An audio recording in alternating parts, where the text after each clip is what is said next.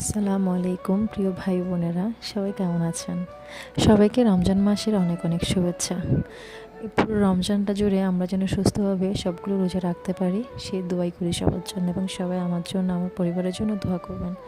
আর আজকে আমি আপনাদের সাথে একটা ছোট্ট ব্লগ শেয়ার করতে এসেছি। আমি এই ব্লগে যা দেখাচ্ছি তা হয়তো অনেকের পরিচিত, আবার অনেকের অপরিচিত। সবগুলো জেলা বা সবগুলো জায়গাতে হয়তো বা এই রিচুয়ালগুলো নেই, তবে আমাদের চিটাগাঙে এগুলো খুবই প্রচলিত যে মেয়ে বিয়ে দেওয়ার পর মেয়ের শ্বশুরবাড়িতে ইফতারি দেওয়া লাগে।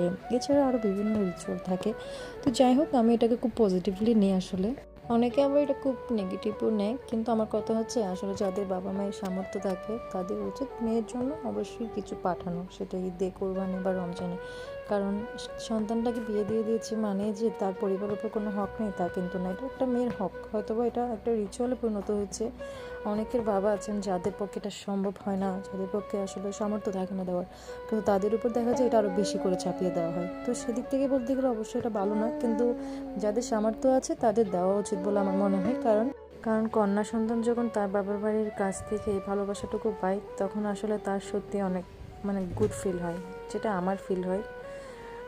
আমরা মেয়েরা তো আর সারা জীবন নিজেদের পরিবারের সাথে বসে একসাথে ইফতারি করতে পারি না, তাই না? কিন্তু আমরা একসাথে ইফতারি করতে না পারলেও আমাদের পরিবার পরিজন যে আমাদের কথা মনে রেখেছে, সেটা ভেবেই সত্যি অনেক আনন্দ লাগে। যাই হোক, আমার বাবার বাড়ি থেকে আজকে আমার জন্য এগুলো পাঠিয়েছে। আমার কাছে তো এগুলো পেয়ে খুব ভালো লেগেছে, কারণ আমার হাজব্যান্ড যতই কিনে আনুক না কেন, বাবার বাড়ি থেকে ভালোবেসে পাঠানো জিনিসগুলো সত্যি অনেক বেশি স্পেশাল নয়। আমি আমার মেয়ে যখন বিয়ে দিব, আমার ইচ্ছা আছে আমি আমার মেয়ের জন্য সবসময় কিছু না কিছু পাঠাবো। আমার ইচ্ছা, আমি যখন আমার মেয়েকে বিয়ে দিব, প্রতি মাসে তার পছন্দের কোনো না কোনো খাবার আমি তার জন্য পাঠাবো, যেটা আমার সাধ্যের মধ্যে হবে।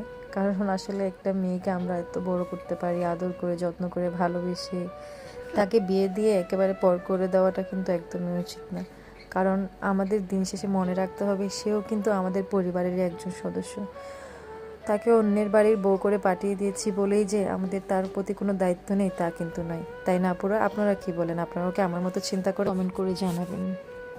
ঠিক আছে, আজকের মতো আমার ব্লগটা এখানেই শেষ করছি। অবশ্যই আপনারা আপনাদের মতামত জানাবেন, হয়তো বা আমি ভুলও হতে পারি, তবে আমার যেটা মনে হয়েছে আমি সেটাই শেয়ার করেছি। জানি না কতটুকু ঠিক বা ভুল। আপনারা অবশ্যই আপনাদের মন্তব্য জানাবেন আমাকে, জানালে আমি অনেক বেশি খুশি হব। সবাইকে আবারও রমাদান মোবারক।